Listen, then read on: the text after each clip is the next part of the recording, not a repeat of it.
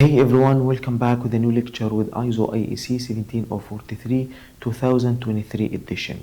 And now we have general requirements.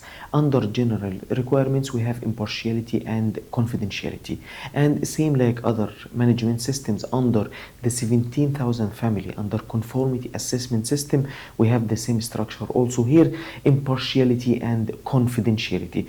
And now there is a strong focus also on these 2 points because it's very important for any organization, as I explained before in 17025 2017 edition. Impartiality, PT activities shall be fair, unbiased, and free from any pressure.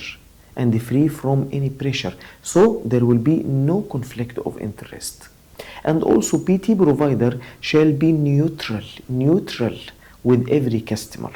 So PT activities, first point, PT activities shall be impartial during the whole process, from preparation of the sample up to reporting the result to the customer. So every customer will be equal for the PT provider.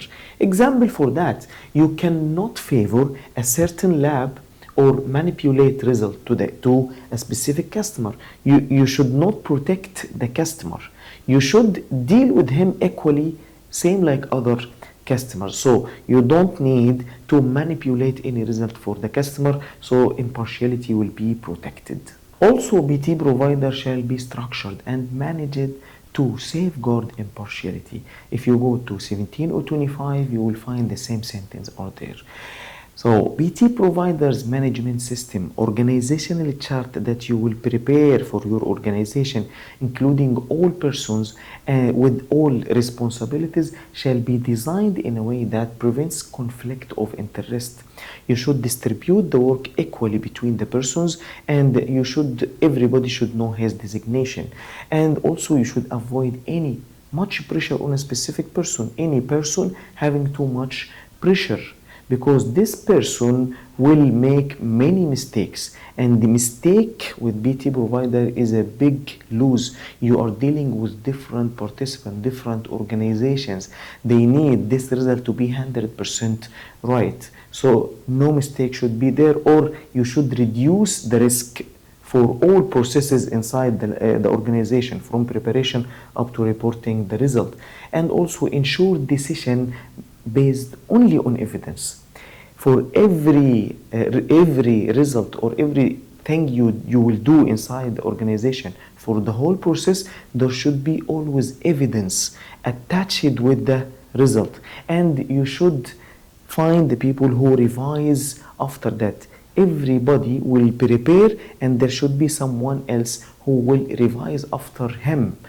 Evaluate, somebody will revise after him. So there should be always revision. So impartiality will be protected for sure. Example for that, the person preparing PT sample, person who will prepare the PT sample should not be the same person who evaluate the result, or that will affect impartiality. And no pressure is allowed. You should not make any pressure first on the personnel inside the organization. And also PT provider shall not allow commercial, financial, political, or personal pressure to affect impartiality. You should always assess the risk that will affect impartiality from these pressures, and during, not only at the beginning when you start, but always every year you should assess the risk that may affect impartiality and try to eliminate or reduce this risk. So example for that, important customer fails the PT. You cannot change the result to save business with him because he is very important, or you should not have partnership with any customer. And also there should not be relationship with the personnel inside the lab and or other organization or customer. If you have someone who was working before with any of these organization, should not evaluate the result or should not report the result at the end. So you should keep impartiality or safeguard impartiality. So pressure, the first thing that may affect impartiality. And every year you should make risk assessment, because risk-based approach now is very important for any management system, and find out any risk that may affect impartiality and try to eliminate directly. Also, PT provider shall monitor relationships. As I explained before, that you should make risk assessment every year to find out the risks that may affect impartiality and try to eliminate or reduce this risk.